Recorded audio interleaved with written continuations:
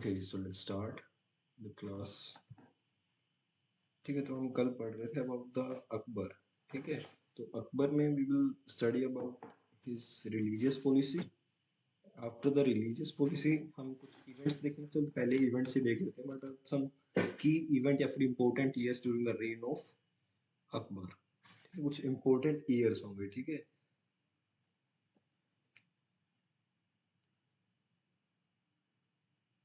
1563, this is the period of the abolition of pilgrimage tax. ठीक है, 1563 में pilgrimage जो टैक्स था उसको अबोलिश कर दिया था। In the very next year the abolition of jizya, abolition of jizya. ठीक है, देन इन 1571 वो एक सिटी बिल्ड करते हैं।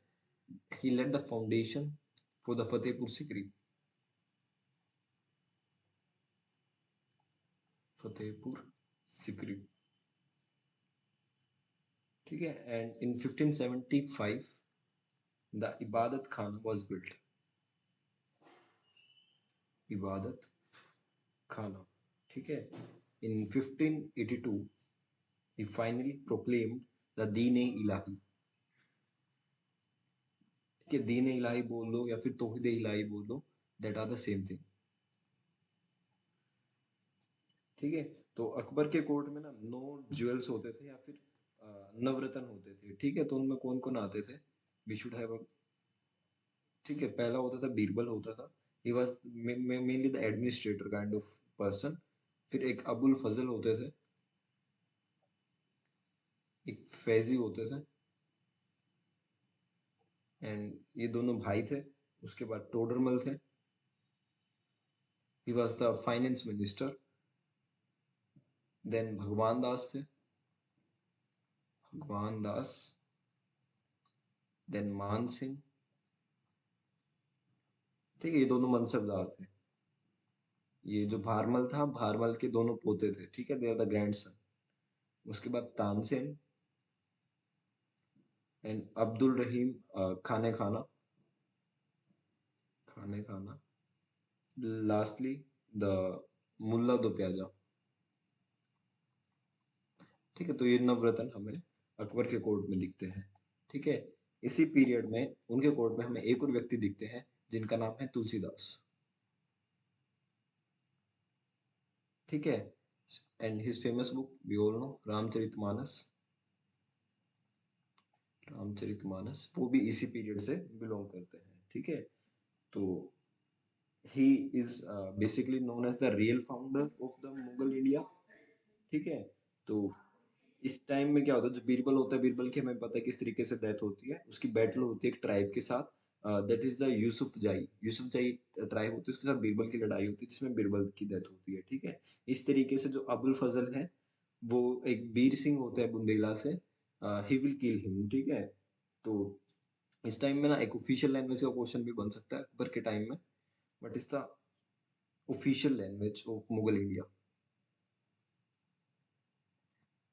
ठीक है, so it was proclaimed as the Persian to be the one official language of the Mughal period. ठीक है, during the Akbar.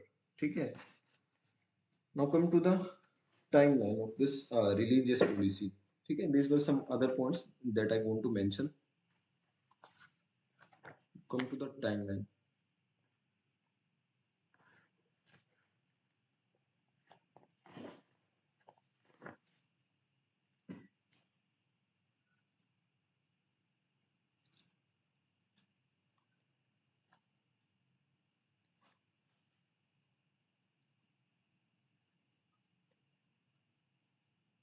We say like 1556।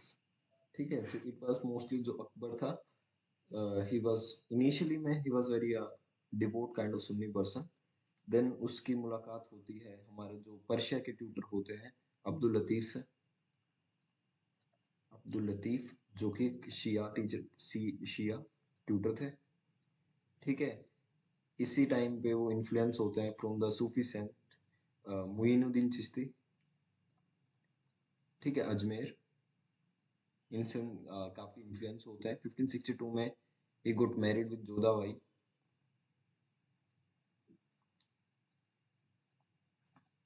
ठीक है, फिर हम देखते हैं किस तरीके से जो पिलग्रिमेज टैक्स है 1563 में हटाया जाता है।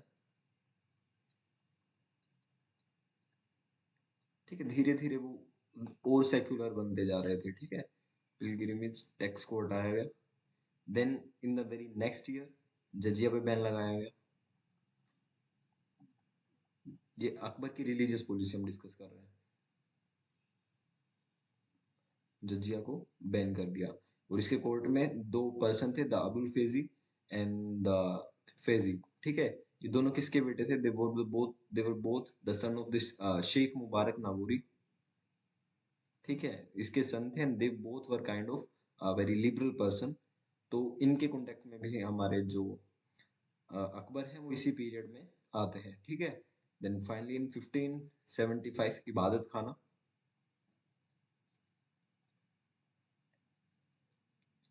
इबादत खाना। उसके बाद में 1579 हमने कल मजहर पढ़ा था। ठीक है, मजहर बोल देते हैं, मेहर भी बोल देते हैं इसको। ठीक है, इस नाम से भी कई जगह मिल जाएगा। ठीक है, so it was basically the इनफेलिबिलिटी decree. ठीक है, वो रियल इंटरप्रेटर है जो भी धर्म का है, वो वाली बातें जो हमने देखी थी। ठीक है, and finally in 1582 he will declare the Din i Ilahi. ठीक है, तो this was some other things that I want to discuss. खुद को वो मुजाहिद भी बोलते हैं इस पीरियड में। He will also call himself as Imam e Adil. ठीक है, तो ये क्वेश्चन बन सकता है कौन खुद को इमाम ए आदिल बोलता था। ठीक है, विच मुगल रूलर। तो इस तरीके से हमको थोड़ा ध्यान रखना है चीजों को।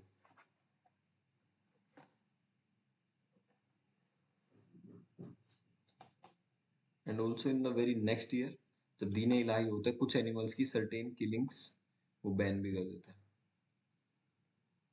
ठीक है, समझ जाना, एनिमल्स की किलिंग बैन कर देते, जगह कम थी। ठीक है, now come to the administration part. ठीक है, एडमिनिस्ट्रेशन भी काफी इंपॉर्टेंट एक रोल प्ले करता है ड्यूरिंग द अकबर पीरियड। ठीक है, जिसकी वजह से वो एम्पायर को इतना स्ट्रांगली वो बिल्ड कर देते हैं। ठीक है, तो इसको ना हम दो तरीके से कर सकते हैं। ठीक है, पहला कि सेंट्रल एडमिनिस्ट्रेशन क्या था और प्रोविंसेस में क्या स्टेटस था। ठीक है, तो सबसे पहले हम कुछ डिपार्टमेंट्स के नाम देख रहे हैं, वही सेम डिपार्टमेंट है, कोई ज्यादा इसमें चेंजेस हमें नहीं देखने को मिलते जो हमने शेरशाह सूरी के टाइम पढ़े थे। ठीक है, mostly they are the same thing. ठीक है, जैसे दीवान वजीरात। ठीक है, तो this is now under the this is finance वाला डिपार्टमेंट। ठीक है, जो प्राइम मिनिस्टर की तरह भी रहता था। ठीक है, फिर हमें मीर बख्शी दिखते हैं।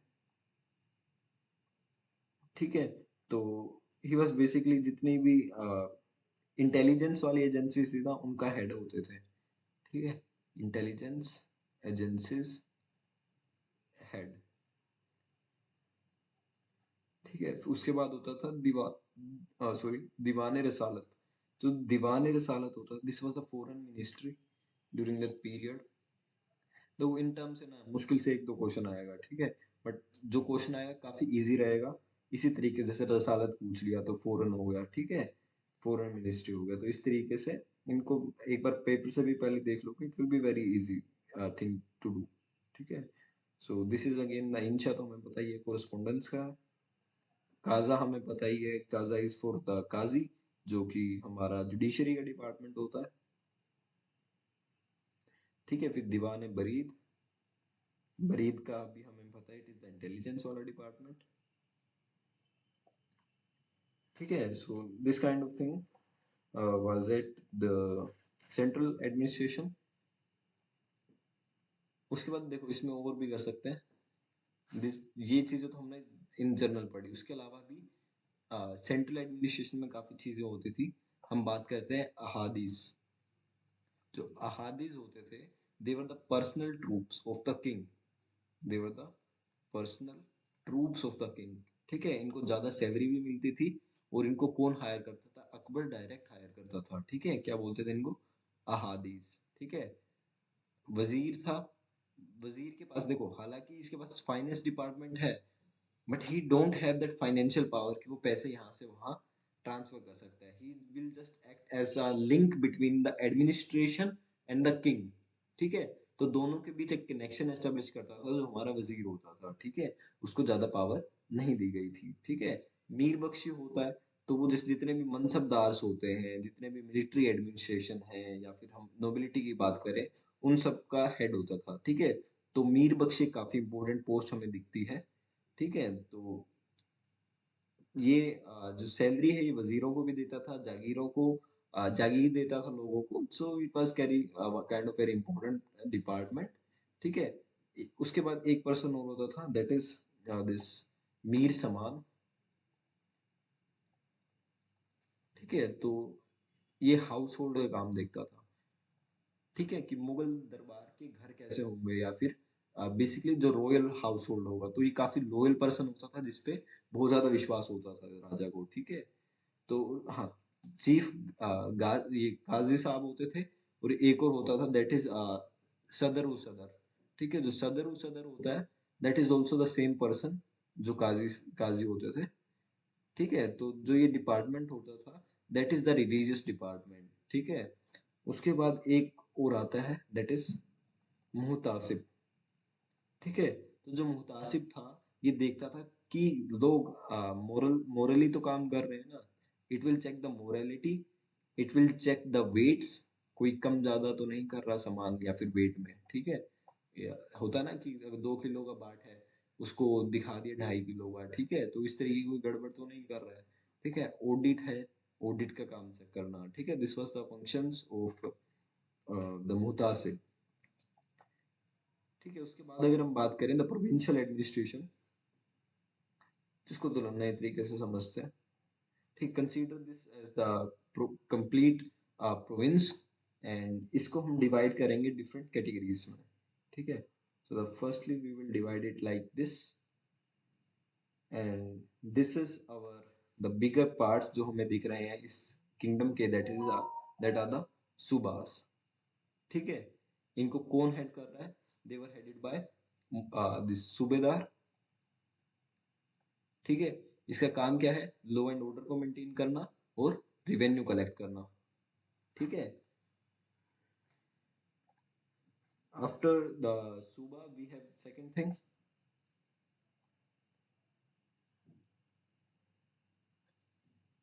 That is sarkar. ठीक है, इसको फर्दर डिवाइड कर दिया है। ठीक है, तो सरकार था, sarkar is this is the kind of district, and it was handled by this Shiqdar. ठीक है, शिकदार या फिर फौजदार भी हमें कहीं देखने को मिलते हैं।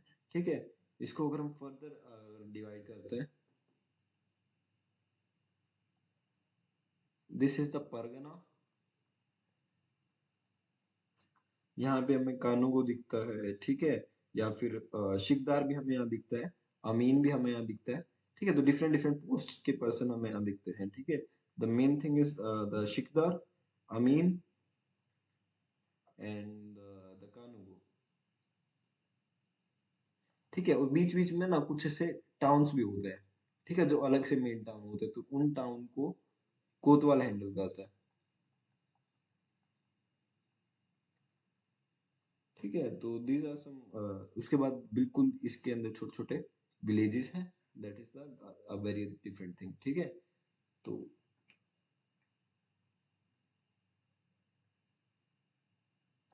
alright, this is the provincial administration. Now come to the mansabdari system.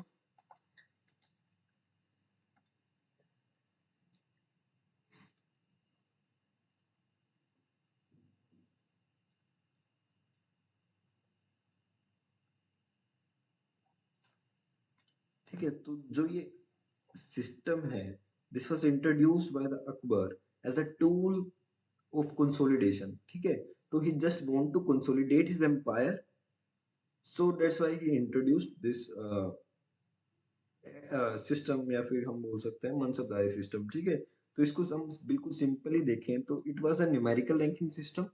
ठीक है, द फर्स्ट थिंग जो हमें पता चलती है, न्यूमेरिकल रैंकिंग सिस्टम। ठीक है, नंबरों के हिसाब से रैंक कर देना। किसको रैंक करना? To rank the bureaucracy. बिल्कुल सिंपल भाषा में समझ रहे हैं, ठीक है, कि रैंक कर देना नंबरों पे किसको, जो भी उनकी ब्यूरोक्रेसी थी, ठीक है। बट मनसबदार कौन होता था? It refers to an individual जिसके पास एक मनसब होता था, ठीक है। And what is the mansab? Mansab is like a position या फिर रैंक, ठीक है। तो मनसबदार किसको बोलते थे? क्योंकि let me tell you honestly, जब मैं मेरे ग्रेजुएशन डेज में था, I was not very clear about this topic, ठीक है। But now I am very clear कि what is mansabdari system, what is mansabdar, what is this is zat क्या होता है उसके अंदर, सवार क्या होता है। तो इट्स बेटर कि अभी ध्यान से समझ लो, ठीक है। तो जो मनसबदार है, it refers to an individual जिसके पास एक मनसब होता था, ठीक है। And what does this mansab mean? This means a position और अ रैंक, ठीक है। तो इस सिस्टम में क्या होता था? इन दिस सिस्टम, जब हम मनसबदारी की बात कर रहे हैं, it will fix the rank. First thing, क्या क्या फिक्स होगा इसमें? सबसे पहले जो आपका रैंक होगा, it will be fixed. Second, आपकी salary. And the third thing is the military responsibility,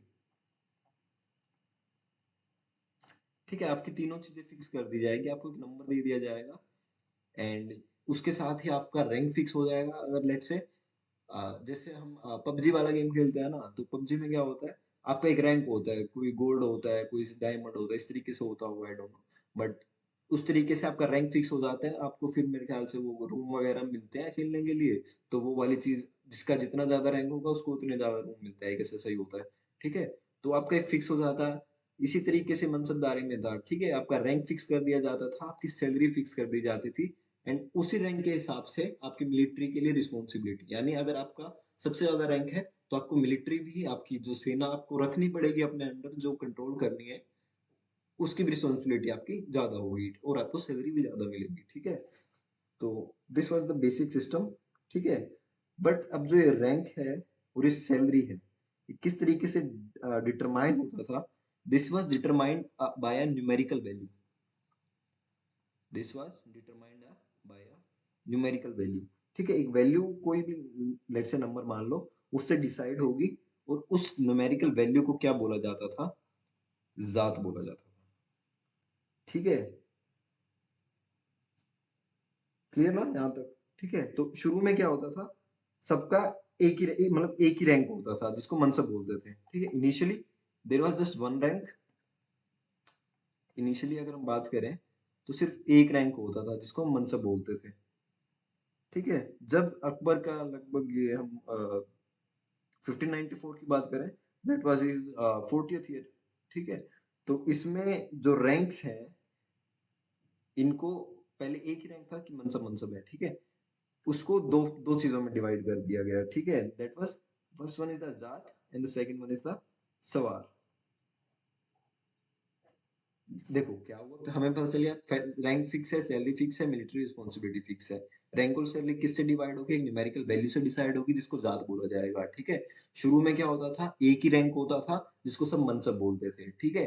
जब उसका 40th ईयर आया, उसको डिवाइड कर दिया गया जात और सवार में, ठीक है। Now there are two kind of ranks, ठीक है। तो जो अब मनसबदार है जो, उसकी जो मिलिट्री रिस्पॉन्सिबिलिटी है, हम मिलिट्री रिस्पॉन्सिबिलिटी की बात करते हैं।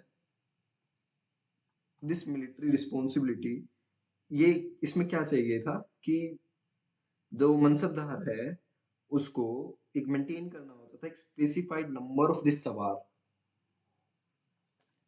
ठीक है। They have to maintain specified number of sawar, ठीक है। अभी के लिए आप इस लोगों से कर लो, ठीक है, इतने लोग उसको रखने होते थे। जैसे उसका रैंक होगा, मिलिट्री रिस्पॉन्सिबिलिटी होगी उसकी उस हिसाब से, ठीक है। And the same number of sawar, ठीक है। यहाँ पे आके जो जात है, उसका मतलब थोड़ा सा स्लाइटली चेंज हो जाता है। इसमें जो जात का मतलब हो जाता है, that is the personal. Don't get confused, ठीक है। यहाँ तक हमने सीखा, this is the numerical value जो इनिशियली होती थी, उसको जात बोलते थे, ठीक है। फिर जब इसको डिवाइड किया गया, एक जात में कर दिया, एक सवार में कर दिया। सवार के डिटरमाइन कर रहा है, मिलिट्री रिस्पॉन्सिबिलिटी कर रहा है कि कितने नंबर तुम्हें अपने रखने हैं सवार के, ठीक है। दूसरा जात है, it is kind of a personal thing, ठीक है। तो एक बंदे का पर्सनल स्टेटस को इट विल फिक्स, ठीक है। It will fix the personal status, ठीक है, और कितनी सैलरी है, कितना सैलरी ड्यू है, वो जात डिसाइड कर रहे हैं, ठीक है। तो वो लोगों को ना यही बात समझ नहीं आती है कि शुरू में जात क्या था, बाद में जात क्या हो गया, ठीक है। शुरू में सिर्फ न्यूमेरिकल वैल्यू उतारा था रैंक और सैलरी की, ठीक है। बाद में 40th ईयर में थोड़ा चेंज आया था, जो जात हुआ था it will become the kind of personal status, और जितनी सैलरी आपकी ड्यू होती है वो इसमें बताई जाती है, ठीक है। सवार में आपको मिलिट्री रिस्पॉन्सिबिलिटी के रिगार्डिंग बताया जाता है कि कितने आपको नंबर रखने हैं, ठीक है। तो यहाँ पे it is just again the numerical value जो हमें पता चलती है, ठीक है। ठीक है, अब सवाल का लिटरल मीनिंग क्या होता है, जो कितने लोग आपको कैवेलरी में रखने हैं आपके में, ठीक है, this are the cavalry man, ठीक है। तो कितने मेंटेन करने होते हैं,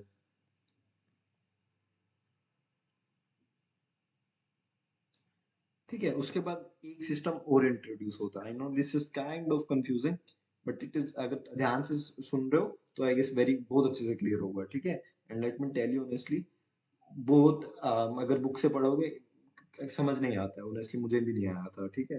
तो इसमें आगे बता रहा हूँ कि ये जो मनसबदार है, इनको जो सवार मेंटेन करने होते थे, इसके लिए वो किस सिस्टम को फॉलो करते थे, they will follow the system of the chehra for the soldiers and the dagh system for the horse, ठीक है। तो सवार है, सवार में कैवेलरी मैन आ गए, ठीक है। कैवेलरी मैन के पास क्या होगा, आदमी होंगे, मतलब कैवेलरी मैन, और कैवेलरी में घोड़ा भी होगा, ठीक है। तो मैन को पहचानने के लिए या फिर एक तरीके से मेंटेन करने के लिए किस सिस्टम का यूज होता था, द सिस्टम ऑफ चेहरा, ठीक है। और दूसरे के लिए क्या यूज होता था, दाग सिस्टम, ठीक है, जो कि हमने दिल्ली सल्तनत में भी पढ़ा है, ठीक है। उसके बाद इनके पास कुछ लैंड भी रहता था, ठीक है। तो सॉरी, जो मनसबदार है, इनको पे किया जाता था, जो इनका सैलरी होता था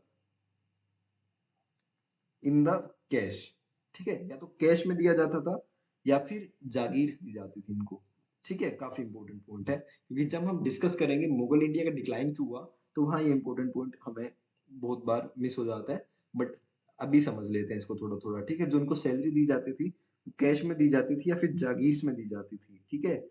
तो जागीर से जो भी रिवेन्यू का असाइनमेंट होगा, that will be given to the mansabdar as his salary, ठीक है। I guess it was very clear कि ये सिस्टम क्या था, किस तरीके से ऑपरेट होता था, ठीक है। तो जो जागीर्स होती थी, इनको काफी केयरफुली असेस किया जाता था, ठीक है, ताकि जो रिवेन्यू मिले, पर ये नहीं है कि जागीर मनसबदार है, इस जागीर का कितना ही पैसा ले सकता है, वो इतना ही पैसा लेगा जितना उसको सैलरी में मिलना चाहिए था इन कैश, ठीक है। तो वो या तो रिवेन्यू से ले ले, अगर कैश अवेलेबल है तो कैश से ले लेगा, ठीक है।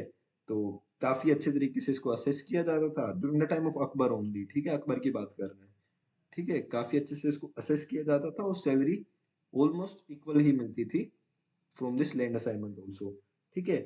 और जो इन जागीर की एक और खास बात है, ठीक है, इनको ट्रांसफर किया जा सकता था, ठीक है, they're transferable, they're not permanent, non hereditary, ठीक है। And this is completely kind of opposite to the iqta, ठीक है। तो इक्ता के लगभग इंपॉर्टेंट ही है, ठीक है। तो अब नंबर की बात कर लेते हैं हम, नंबर नंबर तो बोल रहे हैं, ठीक है। जिसका, देखो इसमें भी ना डिफरेंट डिफरेंट काइंड के बंदे थे, जैसे अगर किसी का 500 जात है, ठीक है, 500 जात से जितने भी नीचे हैं, ठीक है, उनको बोला जाता था मनसबदार,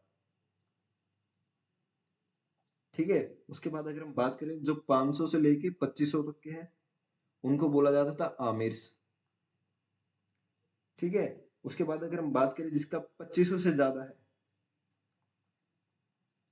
जात, ठीक है। जात समझ आ रहा है ना, it is like the personal, numerical value की बात हो रही है, ठीक है। जात पर्सनल थिंग है, यहाँ स्टेटस फिक्स हो गया, सैलरी फिक्स होगी, इन्हीं के हिसाब से 500 है तो उसको एक पर्टिकुलर नंबर दिया जाता था जिसको सोल्जर मेंटेन करने होते थे, कैवलरी मैन मेंटेन करने होते थे, ठीक है।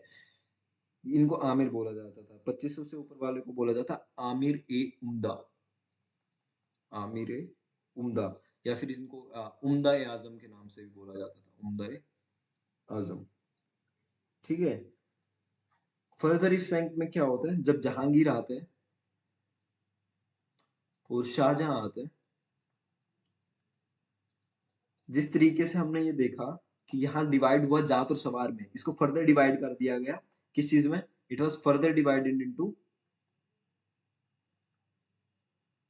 दो अस्पासी अस्पा सिस्टम। ठीक है, तो इसका वैसे सिंपल मतलब क्या है कि दो या तीन घोड़े। ठीक है, मैं फिक्स कर दिया था कि मुझे दो तीन घोड़े रखने हैं, ऐसी कोई बात थी। ठीक है, that is not so important, but यहाँ तक जो हमारी मेन चीज है दैट इज दिस थिंग। ठीक है, if you want me to repeat it, just tell me, I will repeat it और you can watch the recording of this class also. Do I need to repeat the topic?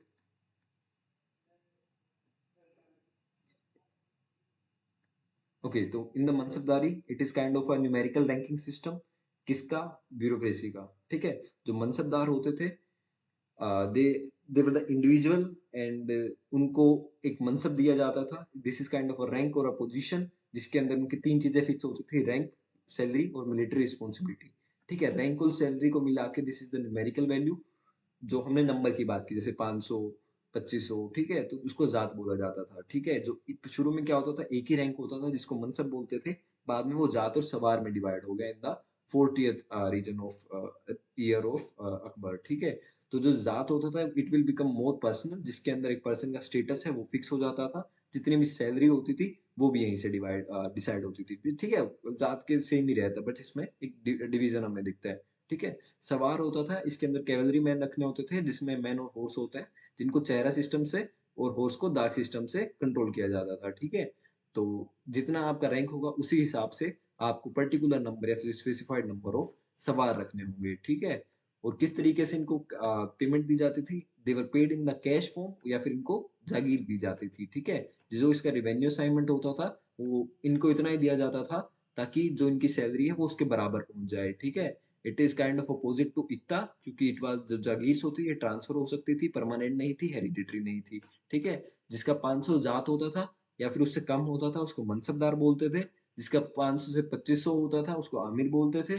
जिसका 2500 से above होता था जात rank, तो उसको आमिर उम्दा या फिर उम्दा आजम बोलते थे। ठीक है, जब जहांगीर और शाहजहां का आया उन्होंने फर्दर इसको डिवाइड किया, तो उसमें दो एसपीया आसपास सिस्टम आया जिसके अंदर दो तीन कोर्सेज सबको रखने होते थे। ठीक है, तो this is kind of मनसबदारी system.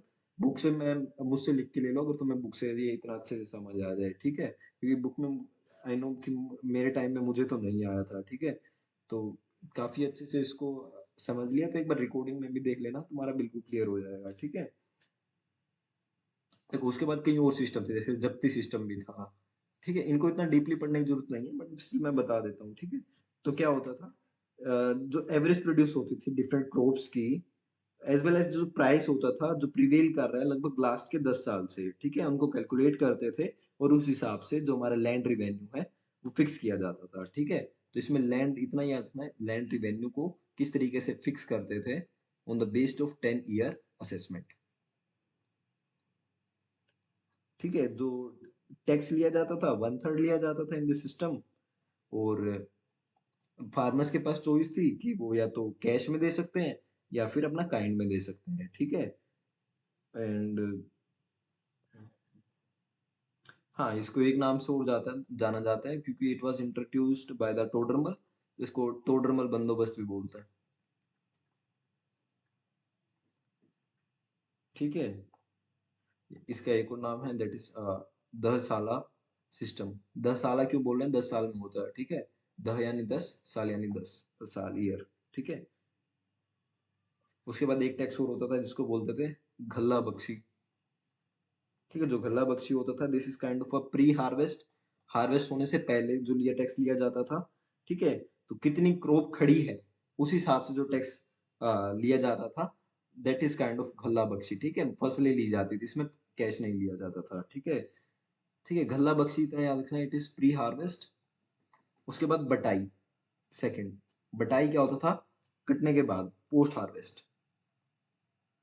ठीक है, दोनों इनमें से कोई भी सैलरी के रूप में नहीं लिया जाता था।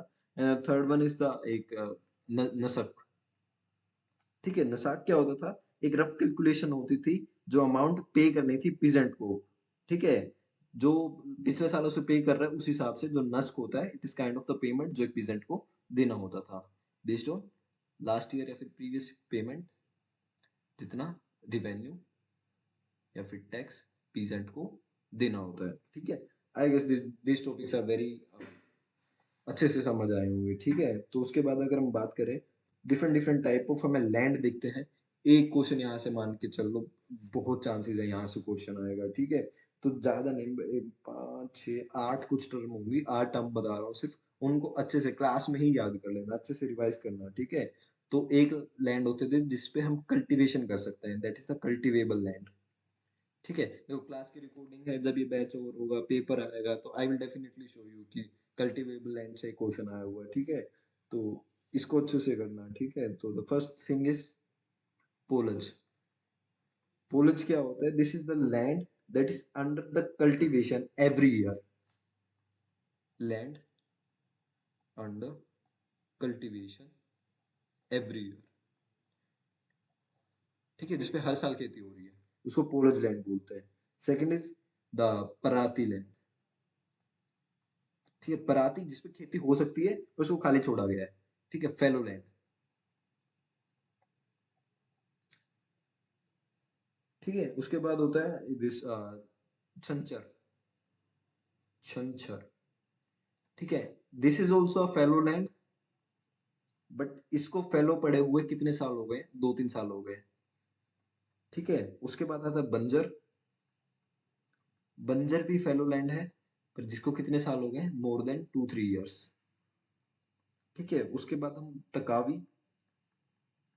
तकावी क्या होते हैं? Taqavi these are the loans जो कि पीजेंट्स को दिए जाते हैं, लोन्स टू द पेजेंट्स, ठीक है? उसके बाद ये तो कल्टीवेबल लैंड हो गया। उसके बाद सेकंड है इसमें किस तरीके से लैंड को डिवाइड किया हुआ था। लैंड 3 फॉर्म में डिवाइडेड था। एक होता था khalisa land, second one is the jagir land, and third one is the inam land, ठीक है? तो जो खालिसा होता था, this is the land kept separately to meet the expenses of the empire, ठीक है? तो एम्पायर का जो भी लैंड होता था that is the khalisa land, ठीक है? जागीर क्या होती थी? This is the land that is given to the nobles, या फिर हम मनसबदार लिखे तो और बढ़िया, land given to the mansabdar, ताकि वो अपना खर्चा उठा सके, ठीक है? इनाम, it was given to the religious person, religious persons, ठीक है? आई गेस हमें यहाँ तक क्लियर है, ठीक है? उसके बाद अगर हम बात करें, देखो एक छोटा सा टॉपिक है, मैं सिर्फ उसकी स्टोरी बताऊंगा, एक तरीके से एक्सप्लेनेशन दूंगा, इट्स नॉट नेसेसरी कि हम उसको लिखें, ठीक है? कुछ इंपॉर्टेंट जो टॉपिक होंगे आई विल राइट देम, ठीक है? तो मेनली हम बात कर रहे हैं इसमें कल्चर में क्या कंट्रीब्यूशन रहा है, ठीक है? ये कल्चर वाला पार्ट ना कल्चर वाले पेपर में ज्यादा आता है, तो इसमें मोस्टली हिस्ट्री रहता है, एंड एक्सप्लिसिटली कहीं मेंशन नहीं है इतना कि हमें ये आर्किटेक्चर और कल्चर भी करना है, but still there are question आते हैं, तो that's why we are doing this part, ठीक है? तो सबसे पहले हम कल्चर में पेंटिंग की बात करते हैं, ठीक है?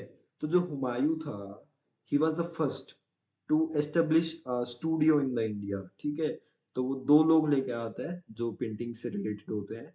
First one is the Mir Sayyid Ali, and second is Abdul Samad. Abdul Samad बोलते हैं, ठीक है? जो पर्शिया से आते हैं, ठीक है? तो वहां से शुरू होता है। फिर अकबर क्या करता है? He will institutionalise the painting tradition, and काफी एक पर्टिकुलर रहता है किस तरीके से आर्टिस्टिक डेवलपमेंट होगी, कौन से एलिमेंट्स होंगे, ठीक है? तो एक ब्लेंड दिखता है हमें इनमें, एक पर्शिया का, इंडिया का और यूरोप का, ठीक है? इन तीनों को मिलके हमारा कौन सा आर्ट बनता है? द मुगल आर्ट, ठीक है? Which one? The Persia, the Indian and the European, ठीक है? तो during the time of Akbar, ठीक है, इंपीरियल कोर्ट्स में वो स्टूडियोज एस्टेब्लिश करता है और वर्कशॉप करता है, जिनको कारखानास बोला जाता है, ठीक है? तो इन कारखानास में कौन कौन लोग होते हैं? कागज बनाने वाले होते हैं, पेपर मेकर्स होते हैं, कैलीग्राफर होते हैं, इल्यूमिनेट करते हैं जो इल्यूमिनेटर्स होते हैं, ग्लाइडर्स होते हैं, इलिस्ट्रेटर्स होते हैं, ठीक है? और जो उनको बाइंड करता है बाइंडर्स होते हैं, ठीक है?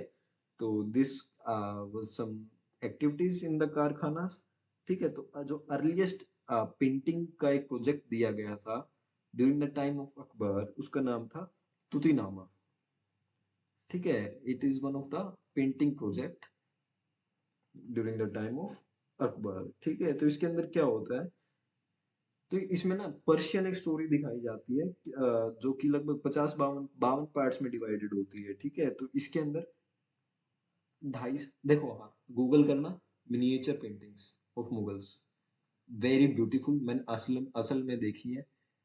यहाँ दिल्ली में अगर कोई है तो नेशनल आर्ट गैलरी है, वहां जाए। These are very beautiful paintings, ठीक है। आप जाओगे आपका दिल खुश हो जाएगा, ठीक है। इतनी प्यारी पेंटिंग्स बनवा रखी है, ठीक है, फ्रॉम दैट पीरियड।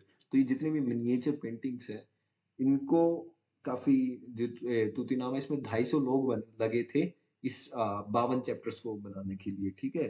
तो मिनिएचर्स आर लाइक वेरी, इसमें क्या होता है, जो भी मिनिएचर पेंटिंग के बारे में थोड़ा सा भी जानते हो, उसमें क्या होता है कि जो भी इसको बनाता है ना, तो उसको पता होता है कि जब तक उसकी लाइफ एंड हो रही होगी, या फिर लगभग 30 40 साल के बाद उसको दिखना बंद हो जाता है। इतना बारीक, इतना मुहिम काम होता है इस चीज का, मिनिएचर पेंटिंग का, ठीक है। तो इसको कभी फ्री हो तो गूगल पे देखना, ठीक है। काफी प्यारी प्यारी पेंटिंग्स आपको देखने को मिलेगी, ठीक है। उसके बाद अगर हम बात करें, सेकंड इज दिस हमजा नामा, हमजा नामा, ठीक है। तो it was mostly the narrative of this Aamir Hamza. Aamir Hamza कौन है, ये जो प्रोफेट साहब थे उनके क्या लगते, अंकल लगते थे, ठीक है। तो this was also commission by the Akbar. This is the Hamzanama, that is related to Amir Hamza, ठीक है। इसमें भी वही 14 वॉल्यूम्स मिलती हैं हमें, ऐसे कुछ बातें रहती हैं, ठीक है। और जो मोस्टली इसमें हमें आर्टिस्ट दिखते हैं ना, मोस्टली आर्टिस्ट वर हिंदूज, ठीक है, ये भी याद रखना, ठीक है। एंड उसमें से भी अगर हम बात करें, हिंदूज में से भी मोस्टली लोग लोअर कास्ट से बिलोंग करते थे, ठीक है। तो इसमें एक दशवंत नाम का एक बंदा भी हमें देखने को मिलता है, जो कि सन होता है कुम्हार का, ठीक है। तो काफी हमें दिखता है ड्यूरिंग दिस पीरियड, ठीक है। उसके अलावा भी देखो काफी पेंटिंग्स होती है, वैसे मेरा इंटरेस्ट है इसमें, ठीक है। वैसे बता देता हूँ तुम्हें, एक गुलिस्तान करके पेंटिंग है, वो देखना। और दिस इज निजामी खमसा, खमसा एक पेंटिंग है, ठीक है। उसके अलावा भी काफी पेंटिंग्स है, बट इतनी नहीं आती है, ठीक है। And let's not go into very deep of this topic. Architecture पे आते हैं, ठीक है। हम कल्चर की बात कर रहे थे ना, हाँ, पेंटिंग हो गई है। सेकंड इज आर्किटेक्चर, ठीक है। तो जो हम बोलते हैं ना, ट्रू आर्क होती है, ठीक है, ट्रू डोम होता है, ठीक है, जो लाइमस्टोन होता है, मोर्टार होता है, ठीक है। तो ये सब हमारा ना दिल्ली सल्तनत में आ गया था, ठीक है। और जो लोधीस है, लोधी गार्डन अगर देखा हो, ठीक है, तो वहां पे हमें आर्क दिखता है, लिंटल दिखता है, ध्यान से देखो उसमें बीम भी डली हुई है, ठीक है। घर में भी डलवाते हैं ना, बीम डलवाते हैं, ठीक है। तो इस तरीके की बिल्डिंग्स में हमें काफी during the time of Delhi सल्तनत हमें काफी चीजें हमें पहले से दिखती हैं, ठीक है। तो जो हमारा ये दिल्ली सल्तनत है, इसके टाइम पे हमारा जो आर्किटेक्चर है, इसमें इंडो इस्लामिक आर्किटेक्चर हमें सबसे ज्यादा दिखता है, जिसके ऊपर राजस्थानी का इन्फ्लुएंस और गुजराती स्टाइल का भी काफी इन्फ्लुएंस रहता है, ठीक है। क्योंकि देखो, आप इस्लाम पर्शिया में बात करो, कोई बालकनी का सिस्टम नहीं होता है, ठीक है। ये जो छतरी डालते हैं, छतरी का भी इतना सिस्टम नहीं होता है, ठीक है। But if we go to the Rajasthan and this Gujarat, we will see some similar kind of structure, ठीक है। but some this kind of thing was seen during this period, ठीक है। बट अगर हम मुगल्स की बात करें, तो इसमें डबल डोम दिखता है हमें, ठीक है। एक डोम यहाँ होगा, दूसरा साइड में डाल देंगे, ठीक है। तो double dome kind of structure दिखते हैं, ठीक है। तीन भी डाल देते हैं कई जगह, ठीक है। तो इसमें हमें काफी सेंट्रल एशियन इन्फ्लुएंस दिखता है, प्लस अकबर की खुद की सोच से कुछ इंडिजीनियस हमें नई चीजें आती हुई दिखती हैं, ठीक है। इंडिजीनियस टेक्निक्स भी हमें दिखती है, ठीक है। मोस्टली रेड स्टोन से बनाई जाती है ड्यूरिंग दिस पीरियड, ठीक है। तो आगरा, इलाहाबाद, लाहौर, ठीक है, वहां हमें काफी दिखते हैं। उसके बाद मेनली जो हमें अकबर के टाइम का हम दिखता है, that is at the Fatehpur Sikri, ठीक है। तो आई गेस काफी पढ़ लिया, जहांगीर पे चलते हैं अब, वरना अकबर ही अकबर रह जाएंगे हम, ठीक है। Let's go to the Jahangir, ठीक है। अब देखो, तीन ही इंपॉर्टेंट है, जहांगीर, तीनों की सिर्फ हमें टाइमलाइन बनाने की जरूरत है, एंड वहां से क्वेश्चन आने के बहुत कम चांसेस हैं, but we are still doing that part. ठीक है, क्योंकि Jahangir, Shahjahan and Aurangzeb, Aurangzeb is important. ठीक है, तो जहांगीर की बात करते हैं। तो वी विल ट्राई कि हम जहांगीर और शाहजहां को आज कवर कर दें।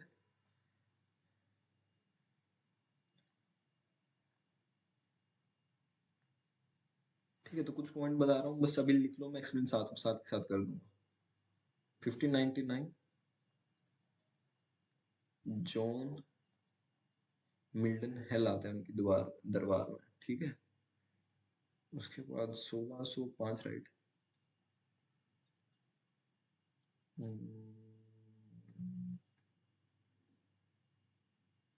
सॉरी, 1599 में जहांगीर नहीं बना था। जहांगीर का पीरियड तो मेरा 1605 से शुरू होता है, सॉरी, हाँ, 1605 से 1627 हमारा पीरियड रहता है। बट फिर यहाँ से शुरू करते हैं। ठीक है, तो 1599 में जॉन मिल्टन हॉल आते हैं। 1605 में हम बात करते हैं द खुसरो, जो हमारे साहब होते हैं, आमिर खुसरो, उनका भी हमें पीरियड दिखता है। और अर्जन देव होता है, अर्जन देव के साथ भी एक कंफ्लिक्ट रहता है, उसकी भी बात करेंगे। तो इसमें हमें खुसरो की बात करनी है, एंड अर्जुन देव की बात करनी है, गुरु अर्जुन देव की बात करनी है। 1608 में हमें विलियम हॉकिंस आते हुए दिखता है। तो जहांगीर के टाइम में भी पेंटिंग्स काफी अच्छी बनी थी। ठीक है, एंड शाहजहां के टाइम में तो वी ऑल नो कितना पेंटिंग्स, कितना फ्लरिश हुआ था। ठीक है, तो शाहजहां की पेंटिंग अभी देखना। ठीक है, और उसमें भी काफी झरोका दर्शन वाली जो भी पेंटिंग्स है, वो भी काफी आपको काफी अच्छी लगेंगी। ठीक है, तो विलियम हॉकिंस 1613 में होता है कि जो ये मुगल्स होते हैं, इनकी शिप को प्लंडर कर लिया जाता है। Ship plunder. 1615 में ट्रीटी ऑफ मेवाड़ होती है, ट्रीटी ऑफ मेवाड़। 16, हाँ, 1619 में मिलता है ना फरमान। इसको चेक कर लेना, मेरे दिमाग से निकल रहा है।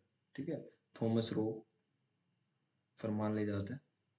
ठीक है, उसके बाद 1622 में शाहजहां रिवोल्ट कर देते हैं। ठीक है, शाहजहां रिवोल्ट, एंड कुछ ही साल बाद एक महाबत खान होता है, वो भी रिवोल्ट कर देते हैं। महाबत खान रिवोल्ट, ऊपर से पर्शिया से अटैक हो रहा है, Persian attack during the same period. And finally अगर हम देखते हैं, जहांगीर की डेथ हो जाती है। ठीक है, तो एक वैसे जो स्टोरी समझ लेते हैं। ठीक है, we will not go into very deep of this. ठीक है, तो सलीम जो होते हैं वो अकबर के बेटे होते हैं। ठीक है, अकबर की डेथ 1605 में होती है। उसके बाद वो गद्दी पे आता है और 12 ऑर्डिनेंस वो पास करते हैं, एक तरीके से जो लॉ होते हैं वो पास करते हैं। ठीक है, तो इस टाइम में ना जो जस्टिस होती थी, उन्होंने काफी स्ट्रिक्ट कर दी थी। ठीक है, स्ट्रिक्ट जस्टिस जस्टिस के लिए भी जहांगीर को जाना जाता है। ठीक है, अभी तक औरंगजेब की बात नहीं हुई, अभी तक तो वही स्ट्रिक्ट हमें दिखते हैं। ठीक है, तो एक जंजीर डाल देते हैं, जंजीर ए आदिल। ठीक है, टीवी सीरियल्स में भी देखा हुआ है। ठीक है, जंजीर ए आदिल बोलते हैं। ठीक है, it is kind of a chain of justice. ठीक है, किसी को जस्टिस लेनी हो, उस घंटी को दबा दो। ठीक है, तो इस तरीके की होती थी। और क्या थी, आगरा फोर्ट में, मेरे ख्याल से आज भी ये प्रेजेंट है। ठीक है, तो 1611 में वो उनकी शादी हो जाती है, एंड जो नूरजहां होती है, उनसे उनकी शादी होती है। ठीक है, जो नूरजहां होती है, उनका नाम निहार उनसा होता है, जो कि एक शेर अफगान होते हैं बंगाल से, उनकी विडो होती है। ठीक है, उनकी विडो के साथ शादी होती है। ठीक है, तो उनका काफी, जो नूरजहां है, उनका काफी इन्फ्लुएंस रहता है किसके ऊपर, जहांगीर के ऊपर। ठीक है, जितने भी स्टेट अफेयर हैं, उन पे नूरजहां काफी कंट्रोल करती है। इसकी वजह से नूरजहां को क्या बोला जाता है, शी वॉज द बादशाह बेगम। ठीक है, तो इतना उनको हमें अ, एक तरीके से उनका इन्फ्लुएंस रहता है। एंड जो जहांगीर होते हैं, वो कोइन भी जब इशू कर रहे होते हैं, तो उस पे नूरजहां का नाम भी होता है। ठीक है, नूरजहां का भी नाम होता है और जहांगीर का भी नाम होता है। ठीक है, तो वो जोर के गुलाम थे। इस तरीके की बात बोली जाती है उनके बारे में। ठीक है, तो उसके बाद जो जहांगीर थे, उनकी शादी उनसे भी होती है, एक मानमती होती है, जगत गोसाई होती है, एक जोधाबाई भी होती है मारवाड़ की, एक काछवा की प्रिंसेस होती है। ठीक है, तो कई शादियां उनकी होती हैं। ठीक है, 1608 की बात करें तो विलियम हॉकिंस आते हैं। ही was the representative of this east India company. And Jahangir के कोर्ट में आते हैं, इनको 400 का मनसब दे दिया जाता है, वो अपना खुश हो जाते हैं, ठीक है, मनसब दे देते हैं। 1615 में हमारे 1615 में आता है आई गेस थॉमस रो। 1619 तो काफी लेट हो गया। हाँ, थॉमस रो हमारे 1615 में ही आते हैं। ठीक है, सो 1615 में हमें थॉमस रो आते दिखते हैं, जो इंग्लैंड से आता है। एंड उसके कोर्ट में आते हैं। शुरू में जहांगीर उनको काफी मना करते हैं, ठीक है, कि हम तुम्हें कोई परमिशन नहीं देंगे, तुम अपना ये कैसे, हम तुम्हें परमिशन नहीं देंगे कि तुम अपना पोर्ट एस्टेब्लिश करो यहाँ पे सूरत पे, ठीक है। तो शुरू में जो हमारे जहांगीर होते हैं, वो काफी रेजिस्ट करते हैं, परमिशन नहीं देते हैं इंग्लिश ईस्ट इंडिया कंपनी को आके अपना पोर्ट एस्टेब्लिश करने के लिए। रीजन हमने जब पुर्तगीज इन्फ्लुएंस पढ़ा था, देखा था किस तरीके से पुर्तगाल की पोजीशन काफी स्ट्रॉन्ग थी सूरत पे, ठीक है। तो उनको नहीं देते हैं। उसके बाद अगर हम बात करें, तो एक पॉलिटिकल ट्रायम्फ हमें देखने को मिलता है उनके रीजन में, क्योंकि जो राणा अमर सिंह होते हैं मेवाड़ के, ठीक है, जो ट्रीटी ऑफ मेवाड़ की बात कर रहे हैं, ठीक है, वो he will give his submission to the Jahangir, ठीक है। तो जहांगीर कांगड़ा का पोर्ट इस टाइम पे कैप्चर कर लेते हैं, ठीक है। देखो, इसको नॉर्मली स्टोरी में स्टोरी समझा रहा हूँ, ठीक है, मोस्टली टाइमलाइन से हो जाएगा, ठीक है। तो मलिक अंबर होता है। तो जो बालाघाट का रीजन होता है महाराष्ट्र में, वो मुगल से टेरिटरी एक तरीके से दे देते हैं, ठीक है। तो इसमें काफी रिवोल्ट्स होते हैं, ठीक है, जैसे खुसरो होता है। एंड जिसको सिख गुरु अर्जुन देव भी काफी अ, सराहना देते हैं, ठीक है। तो he was this son of kind of this Jahangir, ठीक है। तो जो अर्जुन देव होते हैं, उसको सेंटेंस दी जाती है डेथ की, क्योंकि जो खुसरो थे, जो बाद में मेरे ख्याल से जहांगीर बनते हैं, शाहजहां बनते हैं, ये सॉरी यहाँ पे खुसरो नहीं है, माय बैड, ठीक है। तो हाँ, तो जो it was I guess Khurram, जो खुर्रम होते हैं, जो शाहजहां होते हैं, that is the son of Jahangir, और जो महावत खान होते हैं, they will revolt at the last time. And एक जो military Mahabat Khan is the military general of Jahangir, ठीक है। तो इस तरीके की हमें स्ट्रगल ड्यूरिंग दिस पीरियड हमें देखने को मिलता है, ठीक है। तो जो अर्जुन देव है, उनको डेथ सेंटेंस दे दी जाती है ड्यूरिंग दिस पीरियड, ठीक है। तो एक अपने मेमोयर लिखते हैं वो, that is he wrote his memoir, जिसको तुझ ए जहांगीरी बोला जाता है,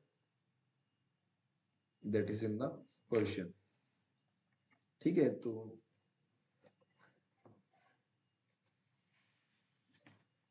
वो वैसे कुछ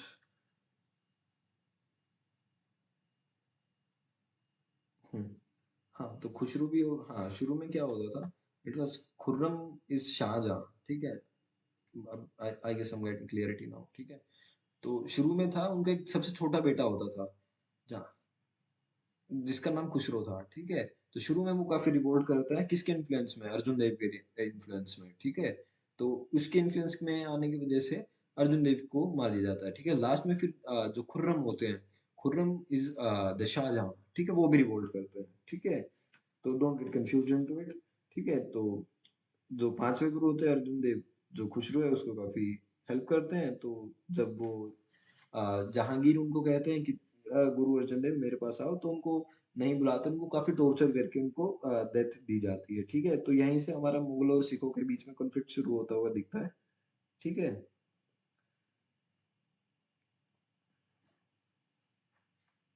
ओके, तो देखो, इनके टाइम में पेंटिंग और आर्किटेक्चर जल्दी से बता देता हूँ, ठीक है। तो जहांगीर में जो मुगल पेंटिंग है, वो बिल्कुल इसके पीक पे पहुंच गई थी, ठीक है। मुगल के टाइम में सबसे ज्यादा पेंटिंग हमें पीक अगर दिखता है, तो that is during the time of Jahangir, ठीक है। तो इस देखो, बेसिकली मैं सिंपल सिंपल बता रहा हूँ, क्वेश्चन नहीं आएगा यहाँ से इतना, ठीक है। हंटिंग सीन्स हो गए, बर्ड्स हो गए, फ्लावर्स हो गए, इनकी ज्यादा पेंटिंग आती थी। एक नेचुरलिस्ट काइंड ऑफ पर्सन था जहांगीर खुद, ठीक है। ब्रश वर्क का काफी यूज होता था, ठीक है, काफी फाइन, काफी लाइट काइंड ऑफ हमें कलर यूज होते हुए दिखते हैं, ठीक है। काफी ब्रॉड मार्जिन रखे जाते थे, अच्छे से फ्लोरा, फेसिस, ह्यूमन फिगर्स, ठीक है, सबको अच्छे से डिजाइन किया जाता था, ठीक है। आर्किटेक्चर की अगर हम इसी पीरियड में बात करें, तो उसने खुद का ही टॉम बनवा रखा था लाहौर में, ठीक है, जहांगीर ने, ठीक है। और अकबर का टॉम बनवाता था सिकंदरापुर में, ठीक है। तो अकबर का टॉम भी लिख देते। अकबर का टॉम किसने बनवाया? जहांगीर ने बनवाया। कहाँ बनाया? सिकंदरा में बनवाया, ठीक है।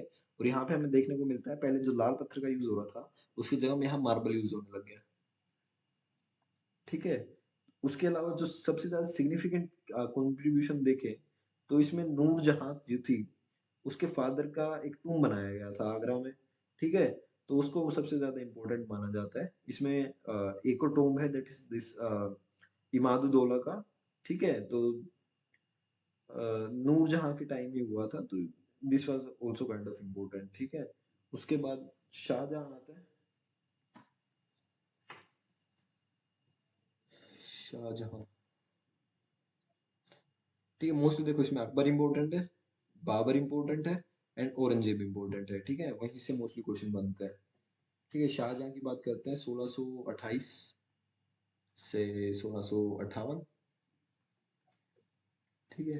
तो 1632 में जो पुर्तगीज होते हैं, हुगली में स्लेव ट्रेड के रिगार्डिंग जो वॉर होता है, 1632। जो जिसने मॉडर्न पढ़ रखा है ना अच्छे से, उसको समझ आ रहा है क्या बात है चल रही है, क्योंकि मॉडर्न में सब रिपीट होता है, ठीक है। वहां हमारा कवर हो ही जाता है, ठीक है। 1636 में जो औरंगजेब है, वो आके फिर वही अपना रिवोल्ट वगैरह शुरू कर देते हैं, ठीक है। वो दक्कन चले जाते हैं। 38 में वो कंधार चले जाते हैं, ठीक है। फिर बाद में फिर हारते हैं, तो इसकी स्टोरी हम समझते हैं, इसके टाइम में इम्पोर्टेंट भी नहीं है, ठीक है। तो जो शाहजहां थे, वो जोधाबाई के बेटे थे, ठीक है। तो शाहजहां जब गद्दी पे आते हैं 1628 में, जब उसके फादर की डेथ होती है, तो सबसे ज्यादा वो जाने जाते हैं उनकी जो दक्कन की पॉलिसी थी या फिर फॉरेन पॉलिसी थी, उसके लिए वो काफी जाने जाते हैं, ठीक है। तो सबसे ज्यादा उसने जो सबसे पहले जो चीज फेस की थी, बुंदेलखंड का रीजन था ना, उधर काफी रिवोल्ट हो रहे थे उस पीरियड में, ठीक है। तो उसके बाद जो हमारा दक्कन था, वहां पे एक लोधी होते थे, दो खाने जहां लोधी, वो भी रिवोल्ट कर रहे थे, तो उसको उन्होंने काफी फेस किया था, ठीक है। जब 3 साल उस गद्दी पे आए हुए हुए जब वो गद्दी पे आए, तो जो उसकी काफी जिससे वो मोहब्बत करते थे, जो उनकी वाइफ थी मुमताज महल, मुमताज महल, ठीक है। तो she will kind of die in the year of 1631, ठीक है। And he was in so much love कि he build to perpetuate his her her memory, ताकि उसको याद कर सके अच्छे से। ही build the Taj Mahal eight Agra in 1632 to 1653, ठीक है। ताजमहल बनवा देते हैं, ठीक है। तो हाँ, 1631 में वो क्या करता है, पुर्तगीज को हरा देते हैं। पुर्तगीज पर डिफीटेड, ठीक है। तो इस टाइम पे क्या होता है, हमने, हाँ, तो इसके साथ में उससे भी कनेक्ट कर सकते हैं, निजाम शाही डायनेस्टी थी ना जो अहमदनगर की, तो जो शाहजहां लेके आता है, हमने 1633 में देखा था, अहमदनगर अपने अंडर ले आता है, अहमदनगर नेक्स्ट, ठीक है। इसलिए साउथ के लिए उनको जाना जाता है, ठीक है। और उसके बाद अगर हम बात करें 1636 में एक चीज और हुई थी, हमने कौन सा देखा था, बीजापुर पड़ा था और गोलकोंडा, हाँ, बीजापुर और गोलकोंडा, ये भी मुगलों की सुजेनिटी को एक्सेप्ट कर लेते हैं, ठीक है। तो उसके बाद क्या वो अपनी आर्मी भेजते हैं यहाँ पे नॉर्थ वेस्टर्न इंडिया में, तो जैसे अफगान का रीजन होता है, कंधार का रीजन होता है, उसको वापस से ले लेते हैं, ठीक है। तो 3 कैंपेन्स होती हैं तीनों प्रिंस के अंदर, तो 3 प्रिंस कौन से होते हैं, मुराद के अंदर होती है, एक दूसरी होती है हमारे औरंगजेब के अंदर, और तीसरी हमारी दारा के अंदर, दारा शिकोह के अंदर, ठीक है। तो जो शाहजहां का जो भी रीजन रहता है, ठीक है, इसकी हमें मोस्टली जो इंफॉर्मेशन मिलती है, it was from this traveller, जो फ्रेंच ट्रेवलर थे, that is this, I am forgetting the name, Bernier, ठीक है। बर्नियर के अकाउंट से हमें काफी मिलती है, और एक टेवर्नियर थे, इसके अकाउंट से, ठीक है। ये काफी अच्छे से एक्सप्लेन करते हैं किस तरीके का उनका रीन रहा था, ठीक है। एक इटालियन ट्रेवलर भी इस पीरियड में आता है, दैट इज द निकोलो मनुकी, ठीक है। इनके पीरियड में एक फेमाइन भी आई थी, एक फेमाइन आई थी जिसको पीटर मुंडी बताते हैं। ठीक है, पीटर मुंडी विल डिस्क्राइब किस तरीके की फेमाइन थी। ठीक है, तो it is kind of very important period. काफी आर्ट, आर्किटेक्चर, कल्चर, काफी ग्रोथ हमें देखने को मिलता है। हम बात करते हैं रेड फोर्ट की, जब हम बात करते हैं जामा मस्जिद की, जब हम बात करते हैं ताजमहल की। ठीक है, so these were the most important one, या फिर significant magnificent kind of structure that was built during his rain. ठीक है, तो बाद में जब वॉर ऑफ सक्सेशन हुआ, उसके चार बेटे थे। ठीक है, तो उसमें से औरंगजेब जीतता है, जो कि 1658 में खुद को अ, गद्दी पे बिठा देता है, और जो शाहजहां बेचारा होता है, उसके बेटे ने उसको आगरा के फोर्ट में इम्प्रिजन, जेल में डाल देता है। ठीक है, फिर वहीं वो उस जेल में in the 1666 he will die. ठीक है, तो उसको भी ताज में दफना दिया जाता है। ठीक है, तो ही वाज आल्सो, लोगों को पता नहीं कि ताज में हमारे शाहजहां ही है। ठीक है, तो वार ऑफ सक्सेशन देखो थोड़ा सा बता देता हूँ। सबसे पहले दारा और शाह सूजा में होती है। ठीक है, फिर दक्कन में दारा, औरंगजेब और मुराद में। फिर अगर हम बात करें आगरा में भी दारा, औरंगजेब और मुराद में। फिर औरंगजेब और शाह सूजा में। फिर औरंगजेब और दारा में लास्ट में। ठीक है, इसको हम लिख लेंगे। ठीक है, बट कुछ और अगर आई गेस रहता तो अल्टर।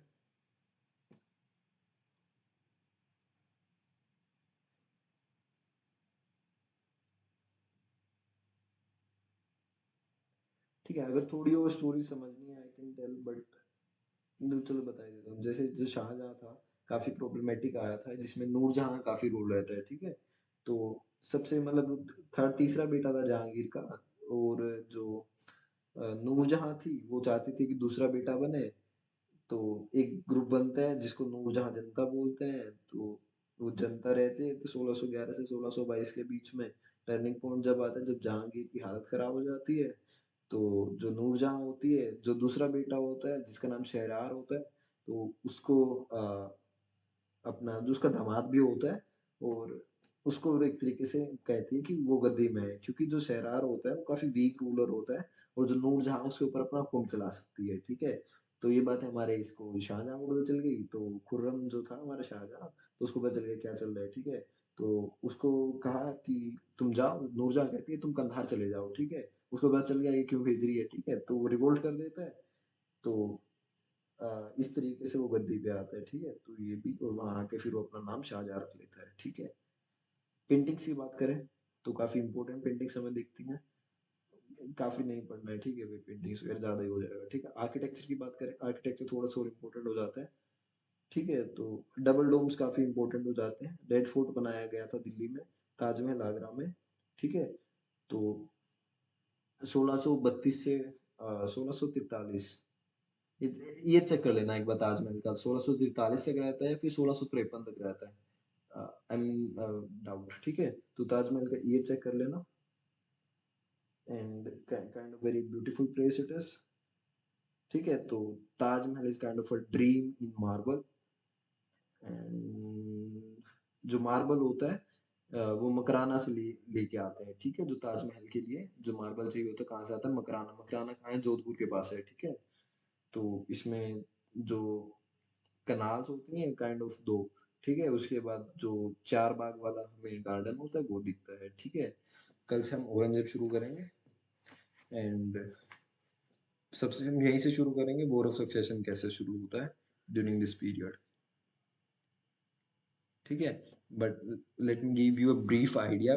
ठीक है, तो सबसे पहले बनारस के पास एक रीजन होता है जिसको हम बहादुरपुर बोलते हैं। ठीक है, तो सबसे पहले हम लगभग 1658 की बातें चल रही हैं। ठीक है, तो सबसे पहले बहादुरपुर में जो लड़ाई होती है वो होती है हमारी दारा के बीच में और शाह सूजा के बीच में।